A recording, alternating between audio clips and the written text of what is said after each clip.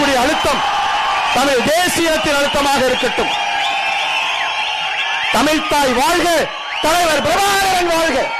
தமிழ்த்தாய் வாழ்க, தலைவர் பிரபாகரன் வாழ்க. தமிழ்த்தாய் வாழ்க, தலைவர் பிரபாகரன் வாழ்க.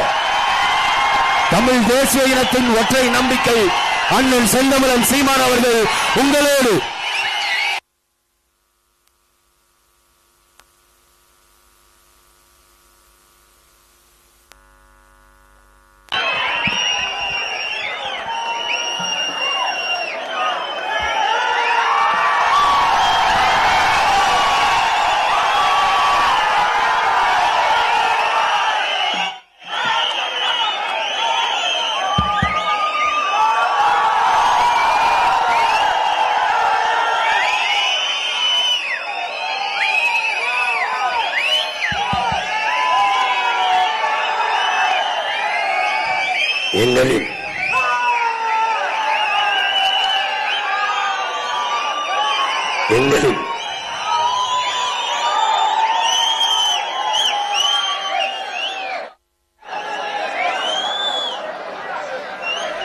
எங்களின் உயிரோடும் உணர்வோடும் கலந்து வாழுகின்ற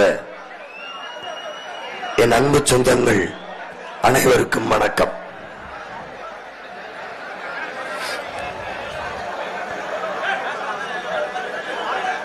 நாம் ஒரு மகத்தான கனவை சுமந்து கொண்டு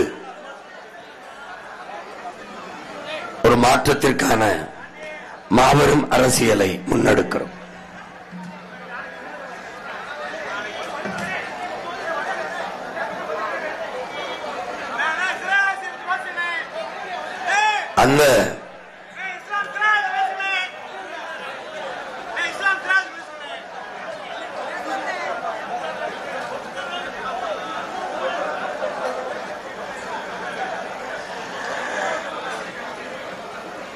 அந்த கனவை சுமந்து கொண்டு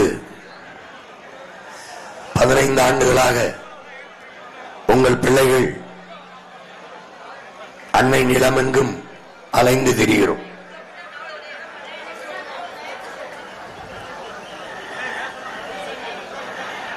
படித்தவர் படிக்காதவர் அனைவருக்கும் உங்கள் மகன் அரசு வேலையை கொடுப்பேன் என்று சொல்லும்போது எல்லோரும் சாத்தியமில்லாத ஒன்றை பேசுகிறார் சீமான்.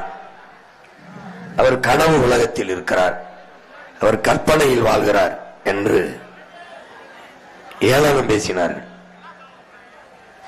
கேலி பண்ணி சிரித்தார்கள்.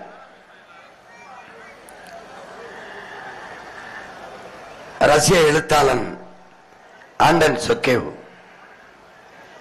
அவன் சொல்லுகிறான், தோல்வியுற்ற சமூகத்தில் எப்போதாவது ஒரு மகத்தான சிந்தனையாளன் வருவான், அவனுக்கு முன்பு 1000 முட்டாள்களை எதிர் நிறுத்துவார்கள் என்று. அந்த நாட்டில் தேவையில்லாத செய்தியை தலைப்புச் செய்தி ஆகும் என்று. அப்படி உலகெங்கும் நடப்பதை, உலகெங்கும் இருக்கிற நிர்வாகத்தை, உலகெங்கும் நாடுகள் எப்படி ஒரு சிறு வளங்களை கொண்டு சிறந்து பொருளாதாரத்தில் மேம்பட்டு வாழ்கிறது என்பதை வாசித்து நேசித்த பிள்ளைகள். அதை போல என் நாட்டை மாற்றி படைக்க துடிக்கிறோம். நீங்கள் வாழ்கிற இடத்திலே அரசு பணியை கொடுத்து 5க்கும் 10க்கும் அரிசிக்கும் பருப்புக்கும் வேட்டிக்கும் சேலைக்கும் 1000 2000த்திற்கும் இலவசத்திற்கும் கையேந்தி நிற்காமல் தன்மானத்தோடு தலை நிமிர்ந்து வாழ்கிற ஒரு தற்சார்பு வாழ்க்கையை உங்களுக்கு கொடுக்க நினைக்கிறோம். கல்வி, கல்விக்கேற்ற வேலை, வேலைக்கேற்ற சம்பளம், அதை கொண்டு வாழ்கிற பெருமை மிக்க வாழ்வு. என்னருமை பெற்றோர்களே, என்னிலும் இளையையும் தம்பி தங்கைகளே, எங்கள் கனவை காகிதத்தில் வைத்தோம், நீங்கள் படிக்கவில்லை. எங்கள் தத்துவத்தை தாள்களில் வைத்தோம், படிக்கவில்லை. அதனால் காட்சிப்படுத்தி ஒவ்வொரு கூட்டத்திலும் போட்டு காட்டுகிறோம். எப்படி நம் ஆட்சியில் எப்படியெல்லாம் நாம் பொருளாதாரத்தில் மேம்படுவோம், எப்படியெல்லாம் வேலை வாய்ப்பை பெருக்குவோம், எப்படியெல்லாம் பசி வறுமையை போக்குவோம் என்றெல்லாம் உங்கள் பிள்ளைகள் போட்டு காட்டி வருகிறோம். இம்முறை திருவிழிபுத்தூரிலே நம் நாடு சாராய பொருளாதாரத்தில் இருக்கிறது. ஒரு நாடு தன் நாட்டு மக்களை குடிக்க வைத்து அதிலிருந்து வருகிற வருவாயை பெற்று அரசாங்கத்தை நடத்துகிறது, நிர்வாகத்தை நடத்துகிறது. ஒரு தந்தை தன் வீட்டு பிள்ளைகளை குடிக்க வைத்து அவர்களிடத்து காசை பெற்று குடும்பத்தை நடத்துவானா என்று அறிவார்ந்த தமிழ் சமூக தம்பி தங்கைகள், என்னரும் பெற்றோர்கள் எண்ணி பார்க்க வேண்டும். ஆனால் இந்த நாட்டை எவ்வளவோ சிறந்த நிர்வாகத்தை தந்த நம்முடைய தாத்தா காமராஜர் அவர்கள் பல அணைகளை கட்டினார், பல ஆயிரம் பள்ளிக்கூடங்களை கட்டி படிக்க வைத்தார், பல்வேறு நலத்திட்டங்களை கொண்டு வந்தார். ஆனால் அவர் சாராய கடையை திறக்கவில்லை. பேரறிஞர் அண்ணாவரை சாராய கடையை திறக்கவில்லை. திறந்து இந்த நாட்டை நாசமாக்கிய முதல் தலைவன் ஐயா கருணாநிதி அவர்கள் மட்டும்தான். அதற்கு பிறகு வந்தவர்கள் தொடர்ந்தார்கள். இன்றும் அந்த துயரம் தொடர்கிறது. குடிக்க வைத்து பல லட்சக்கணக்கான நம் தங்கைகள் அக்காக்களினுடைய தாலி அறுத்து விதவையாக்கினதை தவிர இதில் ஒன்றும் சாதிக்கவில்லை. இந்த 50,000 கோடி சாராய பொருளாதாரத்தை கைவிட்டு விட்டு உங்கள் மகன், உங்கள் உடன் பிறந்தவன் இந்த பால் பொருளாதாரத்துக்கு வந்து விடுகிறேன் என்கிறேன். தம்பி தம்பி தம்பி தம்பி, உன் பிரச்சனை என்ன தம்பி? பேச முடியாத போதும் கஷ்டப்பட்டு பேசிட்டு இருக்கல, நீ அங்க பேசினா என்ன அர்த்தம்? என்ன அர்த்தம்? உனக்கு அது பிரச்சனையா? உட்கார அமைதியா, இல்ல சத்தம் படாம கவனத்தை சிதைக்காத, படிச்ச மாதிரி நடந்துக்க. பால் பொருளாதாரத்திற்கு போய் விடுகிறேன் என்கிறேன். சாராய பொருளாதாரம் 50,000 கோடி என்றால் ஒரு ஆண்டுக்கு நம் நாட்டில் பால் பொருளாதாரம் 3 லட்சம் கோடியாக இருக்கிறது. வெறும் மாட்டுப்பால் மட்டும். மற்றபடி எப்படி உங்கள் மகன் அதையும் தாண்டி பொருளாதாரத்தை வளர்க்கிறேன் என்றது வெறும் பால் மட்டும். மற்றபடி கரும்பு, வாழை, தென்னை, பனை, மற்றபடி சோளம், கம்பு, இந்த உணவுப் பொருள்கள், இதில் எல்லாம் எப்படி ஒவ்வொன்றையும் நான் போட்டு போட்டு காட்டுவேன். இன்றைக்கு கிடைத்த கொஞ்ச நேரத்தில் இதை போட்டு காட்டுகிறேன். இப்ப 3 லட்சம் கோடி. இந்த சாராயம் உயிரை எடுக்குது, பால் உயிரை கொடுக்குது. இப்ப நம்ம பால் பொருளாதாரத்துக்கு போய்விடுவோம். இப்ப நம்ம திருவிழுப்புத்தூர்லயே பல 200 ஏக்கர், 300 ஏக்கர், 400 ஏக்கர் எடுத்து மாட்டு பண்ணை, ஆட்டு பண்ணை, எருமை பண்ணை, இப்படி பல பண்ணைகளை உருவாக்கலாம். இப்ப ஆதியில என் அன்பு சொந்தங்கள் கவனிக்கணும், மாடு மேய்க்கிறது, ஆடு மேய்க்கிறது அவமானம் என்று கருதக்கூடாது. இப்ப நீங்க கொஞ்சம் சின்ன வரலாறை பாருங்க. பால் பொருளாம் முதலில் காடுகளில் நாம் வாழ்ந்தோம். அதாவது குன்றுகளில், மலைகளில் வாழ்ந்தோம். மலைகளில் வாழ்ந்த போது அந்த நிலம் குறிஞ்சி என்று அழைக்கப்பட்டது. குறிஞ்சி மலர்கள் இருந்ததனால அந்த மலையில் வாழ்ந்த மக்கள் நாம் குன்றவர்கள் என்று அழைக்கப்பட்டோம். அந்த இன் உச்சரிப்பு நாளடைவில் குறுகி குன்றி குறவர்கள் என்று அழைக்கப்பட்டோம். அந்த குறவர் குடியில் இருந்துதான் இவ்வளவு குடி நாம் வந்தோம். குறவர் தான் ஆதி தாய்க்குடி. அங்கு நம் முதலில் வேட்டையாடி விலங்குகளை உண்டோம். பிறகு அப்படியே கடந்து வந்து காடு சார்ந்த இடத்தில் வாழ்ந்தோம். அங்கு வாழும் போது வேட்டையாடி உண்ட விலங்கை வளர்த்து உண்ணலாம் என்று ஆடு மாடுகளை வளர்க்க தொடங்கினோம். அந்த இடத்தில் வாழ்ந்த மக்கள் நாம் ஆயர்கள் என்று அழைக்கப்பட்டோம், கோன் என்று அழைக்கப்பட்டோம். அது ஏன் கோனானோம் என்பதை சொல்றேன். இந்த காட்டு விலங்கை வீட்டு விலங்காகிய மாத்தி வேளாண்மைக்கு பயன்படுத்த தொடங்கினோம்.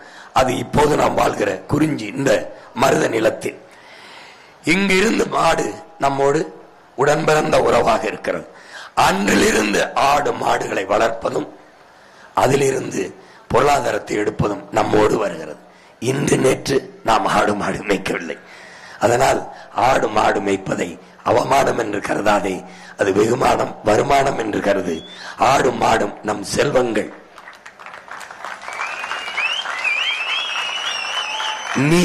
நீ உன்னை வங்கியில் அடமானம் வைக்க முடியுமா? உன் பேர்ல 2.5 லட்சம் ரூபாய் தமிழ்நாடு அரசு கடன் வைத்திருக்கிறது. ஆனால் ஆடு 75,000 சுமந்து செல்கிறது. மாடு பல லட்சம் ரூபாயை சுமந்து செல்கிறது. ஆடும் மாடும் மொபைல் பேங்க் என்கிறார், நடமாடும் வைப்பகம் என்கிறார்கள் அறிஞர்கள். ஆடும் மாடும் வங்கியடா. 10 ஆடு என்பது 5,000 ரூபாய்டா. 5,000 ரூபாய் நீ பேங்க்ல போட்டு வச்சிருக்கிறதா 10 ஆடு? அட பைத்தியக்காரா. முதலில் பழகிய காட்டு விலங்கு மாடு, ஆடு. பாரு, மாடு மேய்த்தவன் மன்னனானான். ஆடு மேய்த்தவன் அரசனானான். அதான்டா நம்ம வரலாறு. மாடு மேய்த்தவன் இரண்டாவது நிலத்தில் முல்லை நிலத்தில் கோன் என்று அழைக்கப்பட்டான். கோ என்றால் அரசன். தமிழில் கோ என்பது பசுவை குறிக்குது. பசுவை மேய்த்ததால் கோ என்றால் அரசன், மன்னன். கோன் என்றால் அரசன். ஏன் கோன்? அந்த ஆயர் குலத்தின் தலைவன். அவனை அந்த மக்கள் தேர்வு செய்தார்கள். தேர்வு செய்த அவன் கையில் ஒரு கோலை கொடுத்தார்கள். அந்த கோலை வச்சிருக்கான். அந்த கோல் அதான் கோல், அது செங்கோல் ஆகுது. அந்த கோலை வைத்திருப்பதால் அவன் கோனாகிறான். இதை அவை பாடுகிறாள். வரப்புயர நெல் உயரும், நெல் உயர வரப்புயர நீர் உயரும், நீர் உயர நெல் உயரும், நெல் உயர குடி உயரும், குடி உயர கோல் உயரும், கோல் உயர கோன் உயர்வான். அந்த கோன் தான் இந்த கோன். ஆடு மேய்த்தவன் அரசனாகிறான். மாடு மேய்த்தவன் கையிலே கோலை வைத்திருக்கும். அந்த கோல் தான் பின்னாடி செங்கோலாகிறது. புரியுதா? கோ என்பதை மன்னனை குறிக்கும். கோ என்றால் பசுவை குறிக்கும். ஆ என்றாலும் பசு, ஆ என்றாலும் பசு.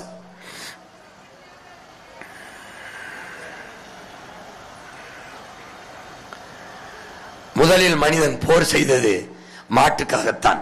இதை ஆணிரை கவர்தல், அது பசுமாட்டு திருடுறது அந்த இலக்கியத்தில் ஆணிரை கவர்தல், மாடுகளை களவு செய்தல், அதை கவர்தல் என்கிறான். இப்ப நம்ம மாட்டை திருடிட்டாங்கிறோம்ல கொச்சையா, அந்த மாடுகளை ஆணிரையை கவர்வதற்காக வலிமையுள்ள ஒரு கூட்டம் வீழ்த்தி மாடுகளை எடுத்துட்டு போயிருது. வலிமையற்ற கூட்டம் தோத்து மாடுகளை பறிகொடுத்துறது. முதலாக நாம் செய்த போர் பசுக்காகத்தான். வரலாறு. ஆணிரை கவர்தல். மனிதன் முதலில் தேடிய செல்வம் மாடுதான். நம் பாட்டன் வள்ளுவ பெருமகனார் கேடில் விழிச்செல்வம் கல்வி ஒருவனுக்கு மாடல்ல மற்றையவை என்று சொல்கிறார். நம்முடைய அப்பா நம்மாழ்வார் அவர்கள் கல்விதான் ஒரு மனிதனுக்கு செல்வம், மனிதர்களுக்கு கல்விதான் செல்வம். அதை சொல்ல வந்த வள்ளுவன் சொல்கிறான், மாடும் நம் செல்வம் என்கிறான். மாடு என்பது செல்வம் என்பதை எப்படி குறிக்கிறது என்றால், ஒரு நாட்டின் பொருளாதாரமே மாடுதான். பிறகு தங்கத்தை வைத்தார்கள். தங்கம் தான் பெரிய பொருளாதாரம், அதான் செல்வம்ன்றாங்க. தொடக்கத்தில் தங்கத்தை மா என்றுதான் அழைத்தார்கள். மா என்றுதான் அழைத்தார்கள். குழந்தை பருவத்தில் தான் தாய்ப்பால், கொஞ்ச நாள் தான் தாய்ப்பால், 2 வருஷம் அல்லது 1.5 வருஷம். அதுக்கு பிறகு சாகிற வரைக்கும் உனக்கு பால் ஊட்டுகிற தாய் பசுதான் என்பதை நீ மறந்து விடக்கூடாது. மனித வாழ்க்கையில் பிறக்கும் போதும் பால், இறக்கும் போதும் பால். பிறக்கும் போது உனக்கு பால் ஊட்டியவள் உன் தாய், இறக்கும் போது இறுதி உயிர்ப்பால் ஊட்டியது உன் தாய் அல்ல, பசு. பசு புரிஞ்சுக. உயிர்ப்பால் ஊட்டியது உன் தாய், உயிர் போக பால் ஊட்டியது பசு. கடைசியாக செத்து காரியம் பண்ணும் போதும் பால் ஊத்தவள் பசுதான். கடைசி வரை உன் வாழ்க்கையில் பால் இருக்குது, அந்த பாலை தருபவள் பசு.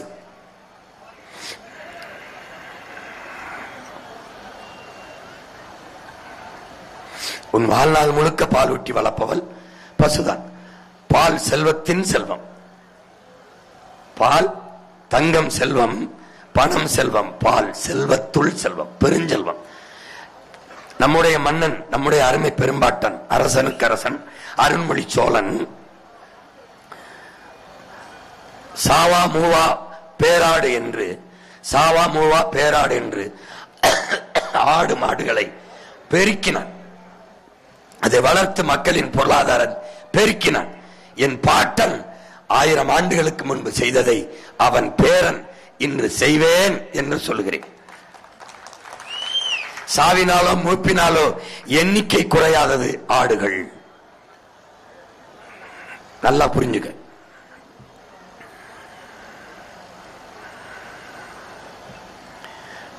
அததான் என் பாட்டனை செஞ்சா அருண்மொழி சோழன், நான் இன்னைக்கு அவன் பேரன் செய்கிறேங்க. இங்க பாரு, போங்க, அது யாருன்னு பாரு, நான் தான். அவன் கோயில் வாசல்ல அவன்கிட்ட போய் சொல்றேன், நீ அவன் கோயில் தான் அது, அவன் எப்படி ஆட்சி செஞ்சியோ அப்படி நான் செய்வேன். நிறுத்துங்க, நிறுத்துப்பா அந்த இடத்துல. என்ன நடக்குதுன்னா, அந்த ஐயரு கதறாப்ல, உள்ள வராதிய, கோயிலுக்குள்ள வராதியன்றாப்ல, தலைவாசல் வராதிய, சுத்தி வாங்கன்றாப்ல. ஏன்னு, சீமான் என்ன இப்படி பண்ணிட்டீங்க, நீங்க வளர வேண்டிய தலைவர், நீங்க இப்படி காரியம் பண்ணலாமா, நீங்க நேர் வாசல்ல வரலாமா ஏன்னு கேட்டேன். யாருமே வரமாட்டாங்க, வந்தா ஆட்சி போயிரும், பதவி போயிரும். அந்த பதவியில இல்லையே, இப்படி பேசுனீங்களா, இப்படி பதவியில இல்லையே, பதவி அவன் தந்தா தான் பதவி. இங்க பாருங்க, என் பாட்டனுக்கும் பகைவனுக்கும் தான் பிரச்சனை, என் பாட்டனுக்கும் பேரனுக்கும் ஒரு பிரச்சனை இல்லை. என் பாட்டன் அரசனுக்கு அரசன் அருள்மொழி சோழன் கட்டிய பெருவுடையார் கோயிலில தலைவாசல் வழியே சென்று பெருவுடையாரை வழிபட்டு வந்த ஒரே தமிழ் மகன் நாமடுதாரு. எந்த தலைவனும் போக மாட்டான், எந்த தலைவனும் போனா சீக்கிரம் செத்து போயிருவோம், இல்ல பதவி போயிருவோம் பயந்த பரதேசிகள் போக மாட்டான். புரியுதா? நான் மட்டும்தான் போய் கும்பிட்டேன். அவன்கிட்ட சொன்னேன், டேய் உலகம் புறா வென்ற எங்களை ஒரு நாடற்றவனாக்கி விட்டுட்டு போயிட்ட, இப்ப இருக்கிறதையாவது காப்பாத்தி வைக்கவும் பேரம் கூட இருந்துட்டு அவன்கிட்ட சொல்லிட்டு வந்தேன். வந்த அவன் சாவா மாவா பேராடு என்று வளர்த்தான், அது மாதிரி நானு ஆடு மாட்டோட பேசிட்டு பாரு. இது பூரா மாடு முன்னாடி நிக்கிறது ஆடு. சீமான் மாட்டோட பேசுகிறான், சீமான் ஆட்டோட பேசுகிறான். எனக்கு அறிவு இருக்கு, அதோட பேசுறேன். புரியுதா? டேய், நான் பேசுறத கேட்டு கலையாம நிக்குதுடா அந்த மாடு. ஏன் நான் பேசுறேன்? பேசும் திறன் இருந்த உனக்கு பல ஆண்டுகளா பேசுறேன், நீ என்னை கவனிக்கல. பேசும் திறனற்ற அதுக்கு பேசணும். ஏன்?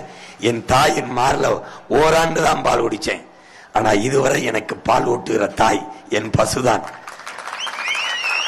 பேசும் திறனற்ற அவளுக்காக பால் ஊட்டி அந்த தாய்க்காக இந்த மகன் பேச வேண்டும் என்று பேசினேன். அதனாலதான் மேய்ச்சல் நிலம் எங்கள் உரிமை என்று போட்டு அரசு கவனிக்கல. நீ என்ன வேணாலும் செய்யடான்னு நானே மாட்டை வச்சு மேய்ச்சி ஓட்டி கொண்டு மாடுவர் மேய்க்கிறேன் பாரு, போய் மேய்ச்ச.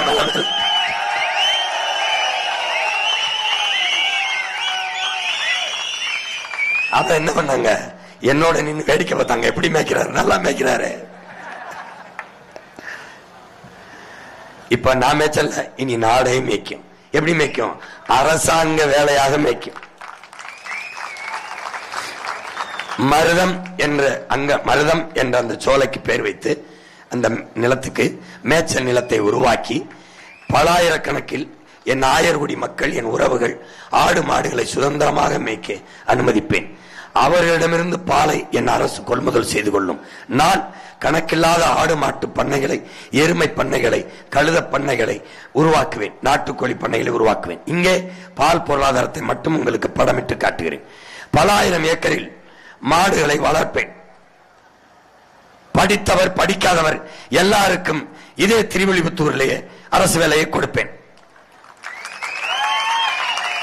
நீ நம்ம அப்பனாத்தா போல தூக்கச்சட்டியில் சோறை கொண்டு விட்டு நீ வாங்குற வாழை தூக்கிக்கிட்டு வெறுமேலோடு போய் மாடு மேய்க்க வேண்டிய அவசியம் கிடையாது.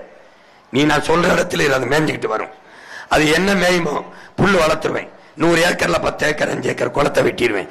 வாகை, வேம்பு, புங்கை, பூவரசு, அகத்தி, அதுக்கு என்னென்ன தீவனமோ அவ்வளவு வளர்த்துருவேன். நீ ஒன்னும் செய்ய வேண்டியதில்லை, அதுவே மேயும். பாடு ஒவ்வொன்னா பார்த்துக்கிட்டு வா.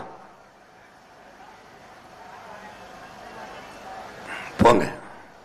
இந்த நிலத்துல மாடு மேயும் ஒரு நிலத்தை 3 பயன்பாட்டுக்கு உன் மகன், உன் உடன் பிறந்தவர் மாத்துறேன். ஒன்னு காற்றாலை, அங்க மின் உற்பத்தி செஞ்சிடறேன். அணு உலை, அனல் எல்லாம் அதெல்லாம் அந்த ஆபத்தான மின் உற்பத்தியை மூடிடுறேன். இந்த காற்றாலை எடுத்துக்கிறேன். மாடு கீழே மேய், மேல சூரிய தகட போட்டுறேன். கீழே புல்லு இருக்கும், மாடு மேயும், அதுக்கு நிழலா இருக்கும். இந்த மாதிரி மேயுது. மேல சூரிய தகடு, சூரிய ஒளியில் மின் பூங்கா அமைக்கிறேன். மாடு மேய்க்கிறது மட்டும் வேலை இல்லை, காற்றாலையில வேலை, சூரிய மின் தகட்டுல வேலை. 3 பயன்பாட்டுக்கு இந்த நிலத்தை எடுத்துக்கிறேன்.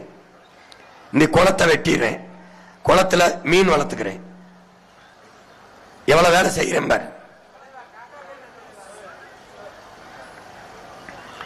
இப்படி மாடுகள் தங்குவதற்கு கூரை இல்லை, சோலார் தகட, சூரிய ஒளி மின் பூங்காவை மேல அமைச்சிடுறேன்.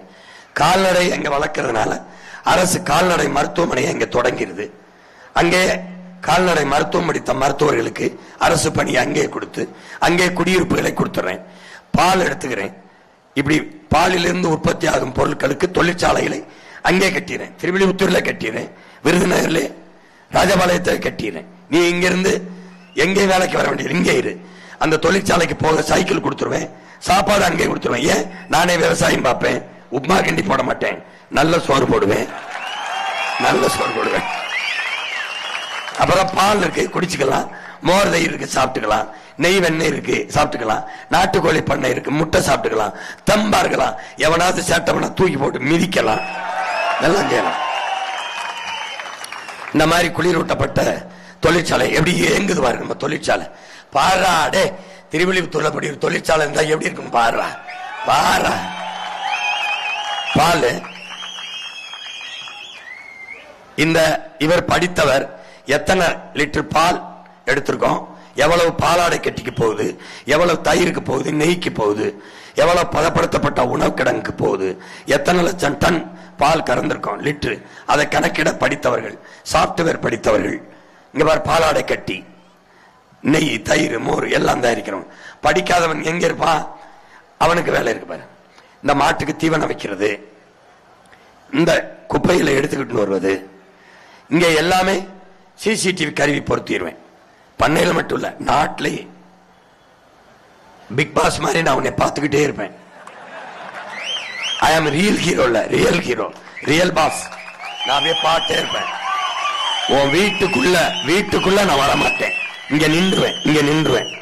வீட்டுக்குள்ள போவிட்டு நின்றுவேன், வெளியில வந்தா பின்னாடியே வருவேன்.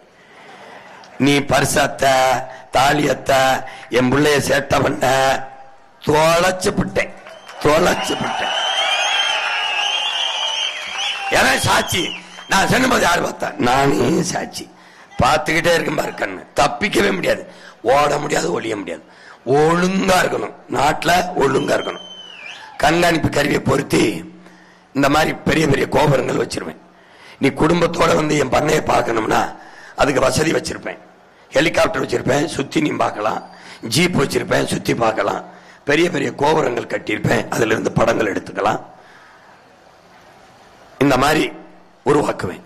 இது பாரு, இது ஆஸ்திரேலியா எப்படி பண்ணையை வச்சு பால் பொருளாதாரத்துக்கு போகுது, வேலை வாய்ப்பை பெருக்குதுன்னு பாரு.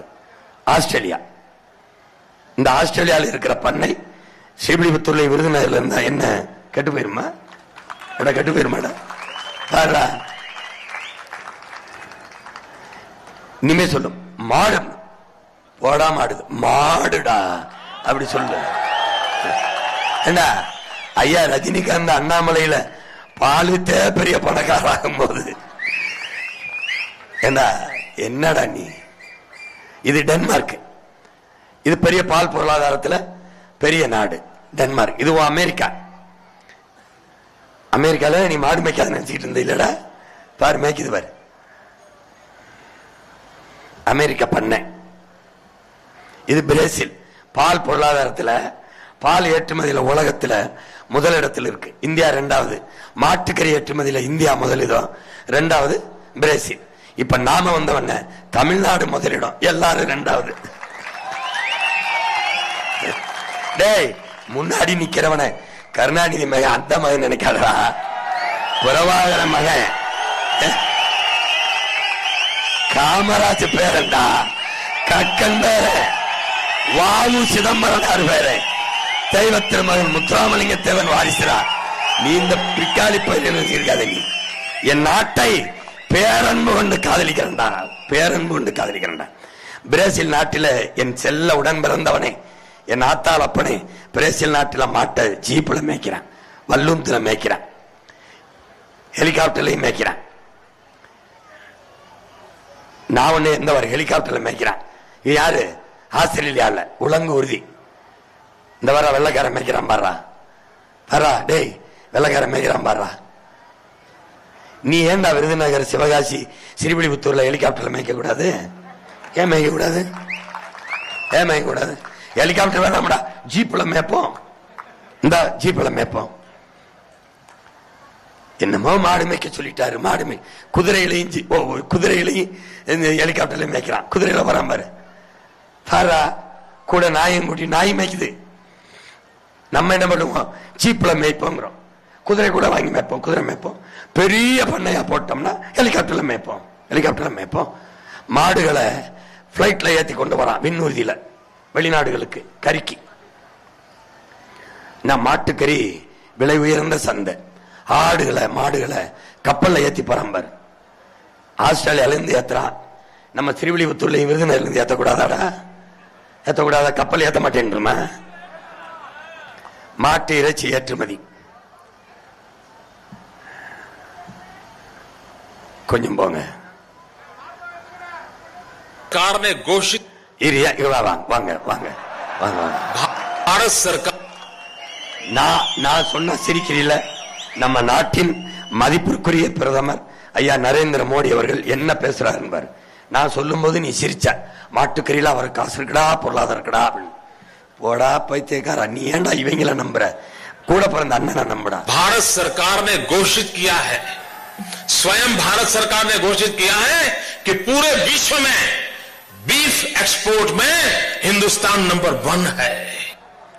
நாடு அதிகமா நம்ம நாடு சம்பாதிக்கிறது மாட்டுக்கறி ஏற்றுமதியில். பீஃப் எக்ஸ்போர்ட் மே இந்துஸ்தான் இஸ் நம்பர் 1 என்கிறார். அண்ணன் முதலமைச்சரான பீஃப் எக்ஸ்போர்ட் மே தமிழ்நாடு இஸ் நம்பர் 1 டேய், ஏண்டா இந்த கேடு கட்டவங்க ஓட்ட போட்டு நீ என்ன ரோட்ல போட்ட? பைத்தியக்காரா. எருமை பண்ண மாடு போயிடுச்சுரா. மாட்டுக்கறி, மாட்டு தோல், மாட்டு என்ன சொல்றது, மாட்டு பால். பால்னா பால் நினைக்காத. பால்ல எவ்வளவு? மோர், தயிர், நெய், வெண்ணெய், பாலாடை கட்டி, பால் எல்லாம் தனித்தனி. ஒரு தொழிற்சாலைக்குள்ள நீ வருவ, வெவ்வேறு சீருடை கொடுத்துருவேன். நீ நான் பாலாடை கட்டி, நான் தயிர், நான் மோர், நான் நெய், நான் வெண்ணெய், இப்படி ஒவ்வொன்னா போயிருவேன். அதுக்கப்புறம் என்ன பண்ணுவேன்?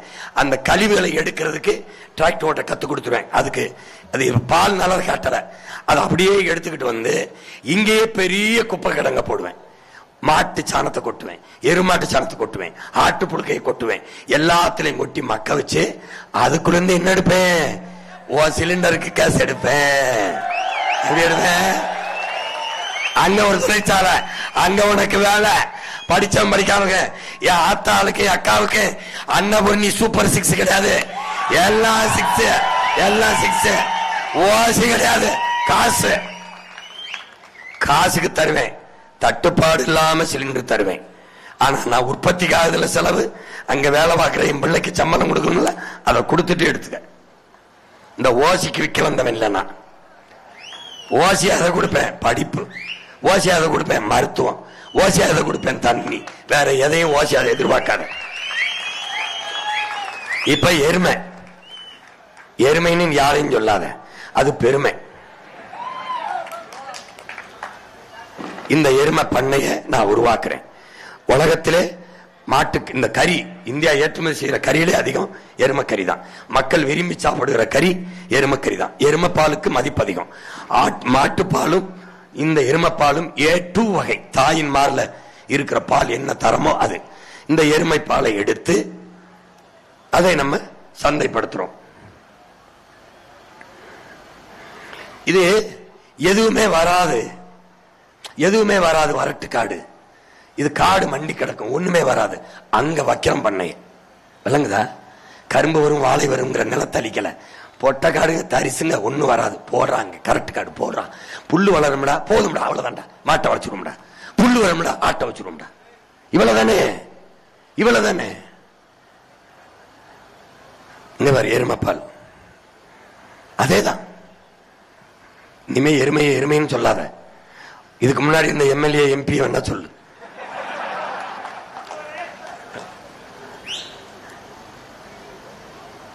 பாலாடை கட்டி, சீஸ் பசுல இருந்து, எருமை பால்ல இருந்து, எல்லாத்துல இருந்தும் தயாரிக்கிறோம். கொஞ்சம் வேமா போங்க, நேரம் இல்ல, வேற கொடுத்து போ.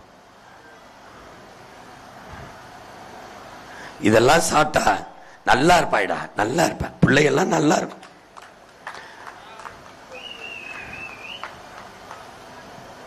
எருமை இறைச்சி. நீ எங்கேயும் போகாத வேலைக்கு நான் உன் வாசல்ல கொண்டாந்தாரு. இது யாருன்னு பாரு. நான் சொன்னாக்கா சிரிப்பு இல்லை. இங்க பாரு, இவர் யாருன்னு பாரு.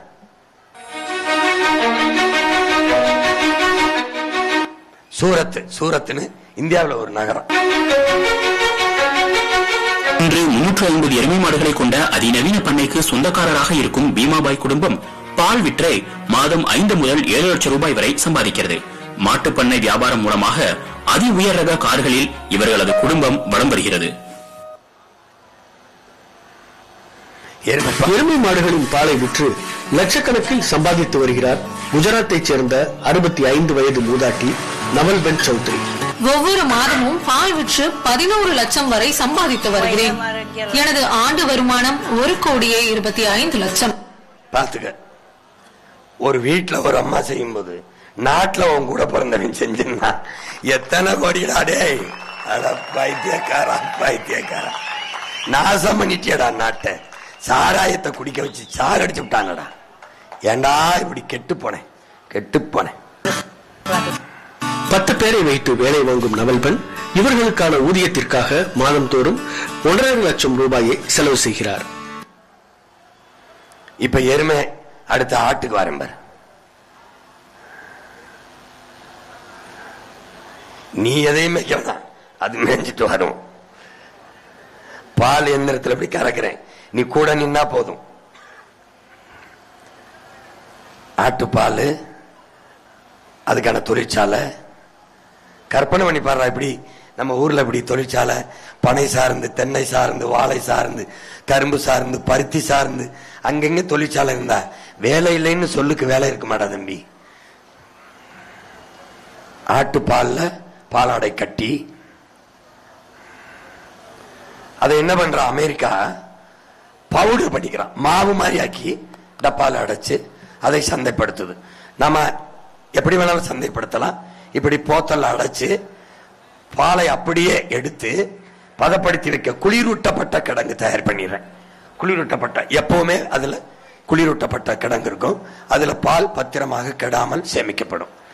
ஒரு சொட்டு கலப்படம் இருக்காது. நீ நம்பி சாப்பிடலாம். இப்ப தாயின் மார்ல கலப்படம் வந்துருச்சு. ஏன்னா உன் தண்ணியில யுரேனியம் கலந்ததுனால தாய்ப்பால் நஞ்சாயிருச்சு. ஆனால் அண்ணன் வந்த பிறகு தாய்ப்பாலையும் நஞ்சாக விட மாட்டேன், இந்த பாலையும் விஷமாக விட மாட்டேன். பால் பொடி பாரு, ஆட்டுப்பால் பொடி கிலோ கொஞ்சம் பின்னாடி வாங்க, கொஞ்சம் பின்னாடி 5600 ரூபாய் ஆட்டுப்பால் பொடி. இது விக்குது. முக்கியமா இது பொடி பண்ணி விற்கலாம் மற்ற நாடுகள்ல. போங்க, ஆட்டுக்கறி அது சந்தை. ஆட்டுக்கறி உனக்கு தெரியும் அது எவ்வளவு போகுதுன்னு. ரம்ஜான் தீபாவளினா எத்தனை ஆடுகள், 5 கோடி 10 கோடிக்கு ஒரு சந்தையில. கலிபோர்னியா போங்க, மாநிலத்தில் இருக்கிற இது என் தம்பி அர்ஜுன் அமெரிக்கால இருக்காப்ல, நம்ம கட்சியில தான் இருக்காரு. அவரு ஒவ்வொரு நாட்டுக்கும் போய் படம் எடுத்து இங்க இப்படி இருக்குன்னு உங்களுக்கு அனுப்புறாரு. நீங்க நம்பணும். என் தம்பி என்ன சொல்றாரு பாருங்க. அமெரிக்கால கலிபோர்னியா 160 ஏக்கர்ல ஒரு ஆட்டு பண்ணை. இங்க பாத்தீங்கன்னா ஒரே ஆடுகளா இருக்கு இல்லையா. மலையின் மீது ஆடுகள் மேய்கின்றது. மேய்ச்சல் நிலங்கள் ஏன் முக்கியம் அப்படின்னு சீமானா ஆடு பாடு மாநாடு ஒண்ணு நடத்தினாங்க. அதை பற்றி நிறைய விமர்சனம் வந்துச்சு. அந்த விமர்சனங்களுக்கு எல்லாம் பதில் சொல்றதுக்கு தான் இந்த காணொலி. பெண் ஆடுகள் கிட்ட இருந்து பாலை கறந்து அதை அவங்க சீஸா மாத்தி இங்க வித்துக்கிட்டு இருக்காங்க. இங்க பாத்தீங்க அப்படின்னா இதே பண்ணையில உருவாக்குன எல்லாமே இருக்கு. இது ஆட்டுப்பால்ல உருவாக்கப்பட்ட ஒரு பாலாடை கட்டி, இதுவும் ஆட்டுப்பால்ல உருவாக்கப்பட்ட ஒரு பாலாடை கட்டி. இது தேன், காட்டு தேன். இது மாட்டுப்பால்ல இருந்து உருவாக்கப்பட்ட பாலாடை கட்டி. இது பாத்தீங்க அப்படின்னா ஆடு, மாடு, செம்மறியாடு 3 பால்களை சேர்த்து பாலாடை கட்டி உருவாக்கி இருக்காங்க. கேட்ட இப்ப எதற்காக இந்த மாதிரி மேய்ச்சல் நிலங்களை வச்சு நீங்க பண்றீங்க அப்படின்னு அதுக்கு அவர் என்ன சொன்னார்னா, ஆடு மாடு அப்படின்னாலே புல் தான் மேயணும். வேற எதுவும் இந்த சோயா தீவனம் இதெல்லாம் போடக்கூடாது. புல்லுல மேயிறப்ப அது தர பால் வேறு ஒரு சுவையில இருக்கு. அப்ப அந்த பால்ல இருந்து நாங்க இந்த மாதிரி பாலாடை கட்டி பண்றப்ப அதோட சுவையும் அதோட தரமும் வேற மாதிரி இருக்குண்ணா. இப்ப ஆடு பாத்துட்ட 150 ஏக்கர்ல அமெரிக்காவில் இருக்கு. நம்ம இந்த ஊர்ல 150 ஏக்கர் கரெக்ட் கார்டு எடுக்க முடியாதாடா? எடுக்க முடியாதா? 150 ஏக்கர் 150 ஏக்கர் 200 ஏக்கர் 300 ஏக்கர் பண்ணையை போட்டு மேல செய்ய முடியாதா? நாட்டுக்கோழி பண்ண வைப்போம். அடுத்த பண்ண பாரு, கழுத பண்ண இனிமே கழுதையை பார்த்து கழுதைன்னு சொல்லிடாத.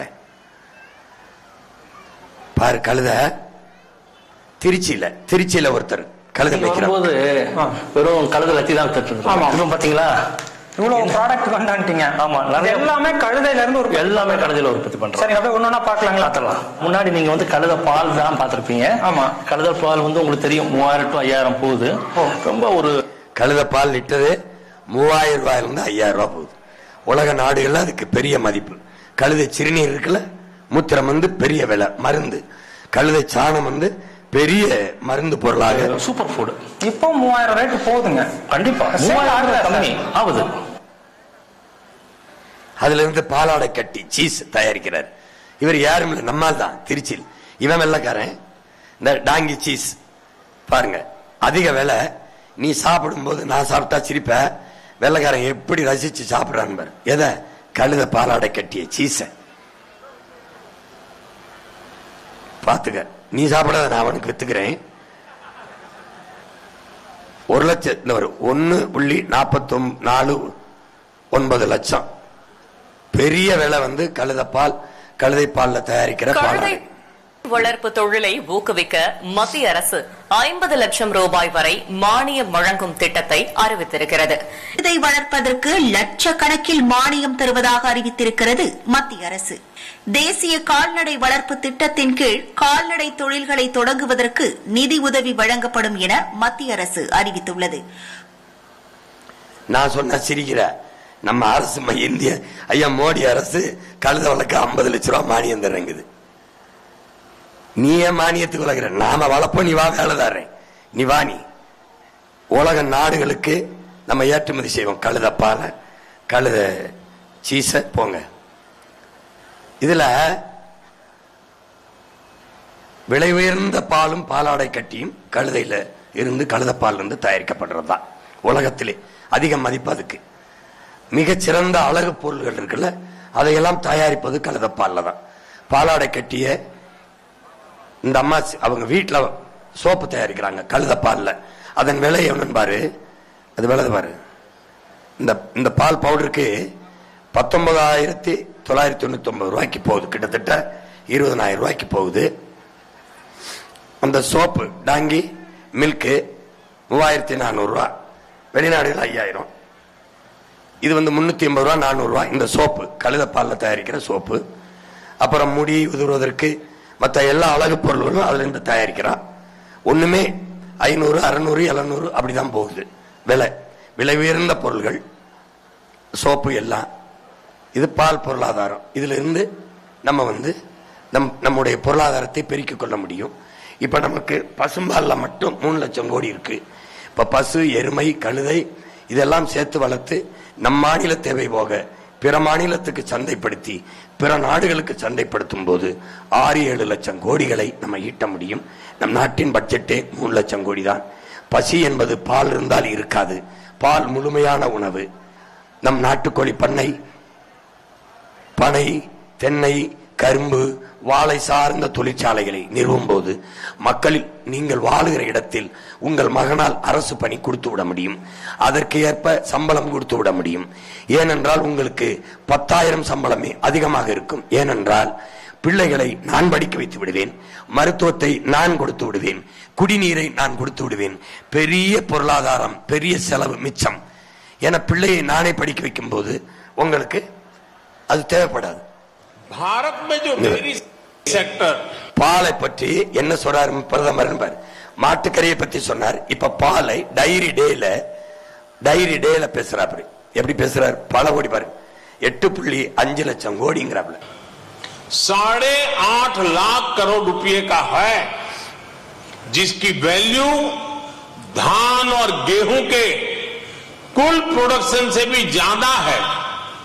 उसकी ड्राइविंग फोर्स भारत के ग्रामीण क्षेत्र में रहने वाली महिलाएं हैं, हमारी माताएं हैं, हमारी बेटियां हैं. பெண்களுக்கு எல்லாருக்கும் அவர் என்ன சொல்றாரு? பால்ல வந்து பெரிய பொருளாதார சந்தை இருக்கு. அதுலயே நம்ம தற்சார்பு பொருளாதாரத்துக்கு யாரையும் சாராத ஒரு செல்வந்த நாடா வந்துடலாம்னு சொல்றாரு. அததான் ஓமகன் சொல்றேன். அதனால நான் சொல்றத இப்பவாது நம்பு. பிரதமர் சொல்றாரு செய்யல, உன் பிள்ளை செய்யறேன்ற. பால் ஒரு முழு உணவு.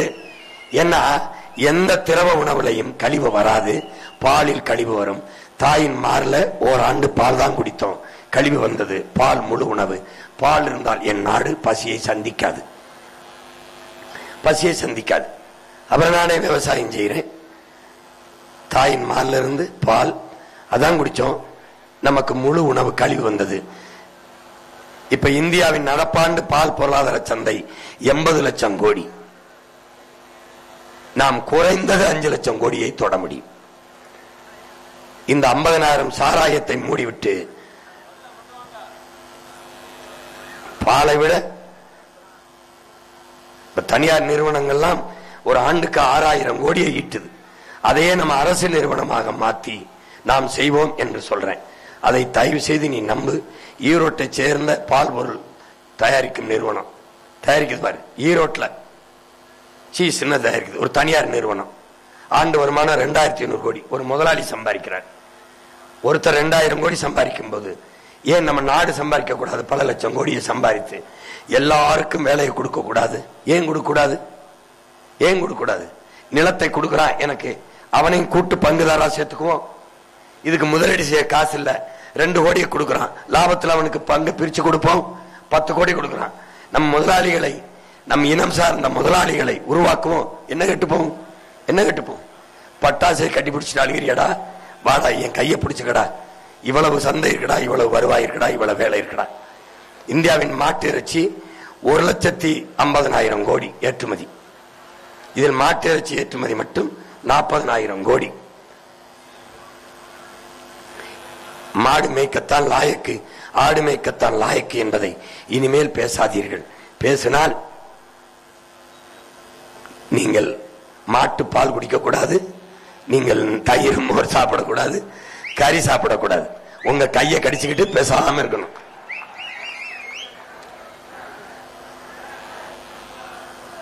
இவன் எப்படி நம்மளை வளர்க்கிறான்னா, நான் சொல்றேன் பாரு அண்ணே, மாடு மேய்க்கத்தான் லாய்க்கு, ஆடு மேய்க்கத்தான் லாய்க்கு, பன்னி மேய்க்கத்தான் லாய்க்கு அப்படின்னு சொல்லும் போது ஒரு இழிவான உளவியலை, ஒரு குற்ற உணர்வை நமக்குள்ள தாக்குறான்.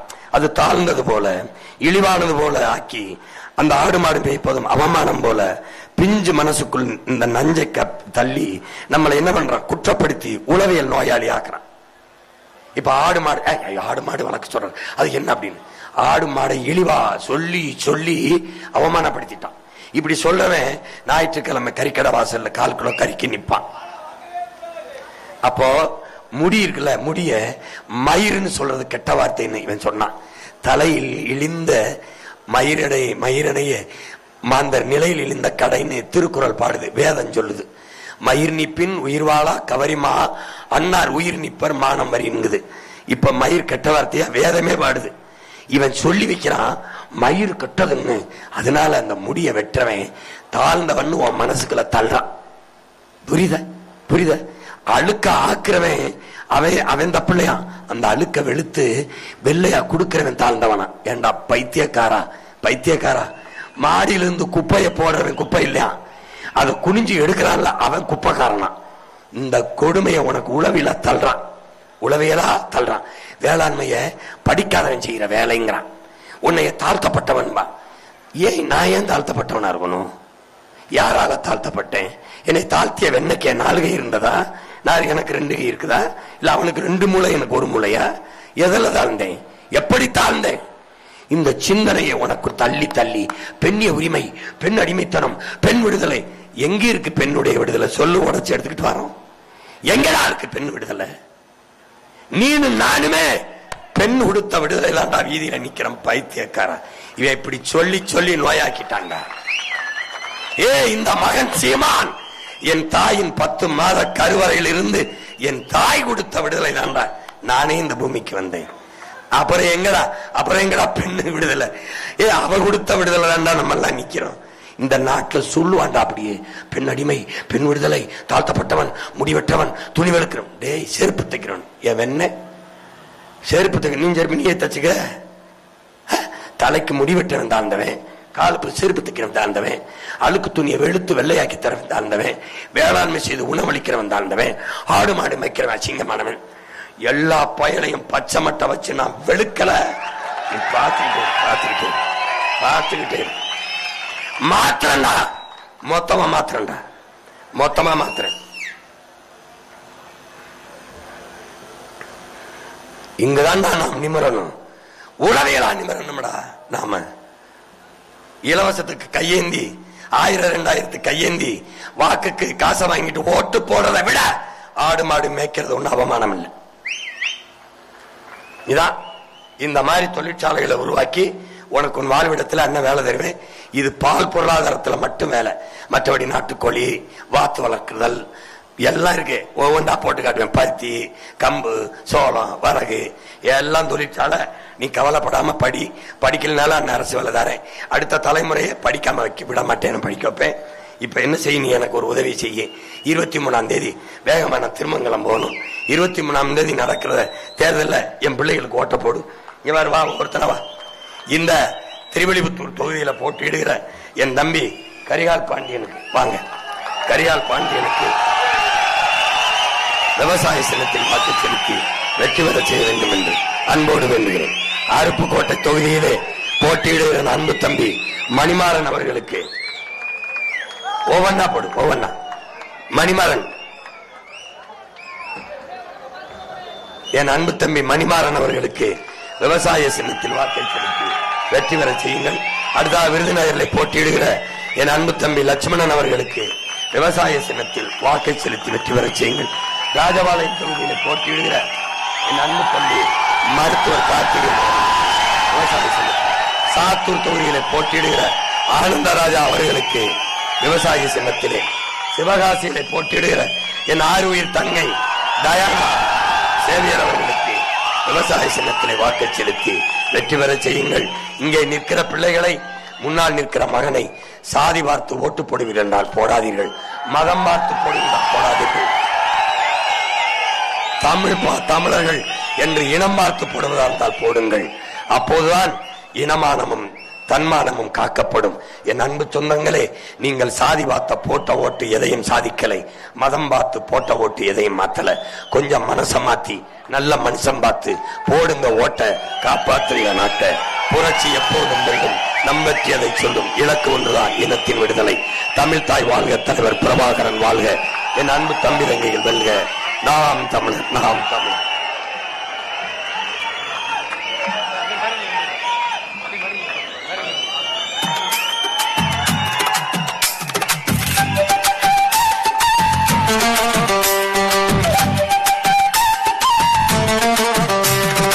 அலவீசுது அலவீசுது சீமான் அலவீசுதுங்க, தலை தூக்குது தலை தூக்குது தமிழ்நாடே தலை தூக்குதுங்க. தலை தூக்குது தலை தூக்குது தமிழ்நாடே தலை தூக்குதுங்க. தன்னந்தனி வீரர்னு சனம் பேசுதுங்க, அவர் வன்காவிதி மாறும் முன்னு மனம் பேசுதுங்க. அலவீசுது அலவீசுது சீமான் அலவீசுதுங்க.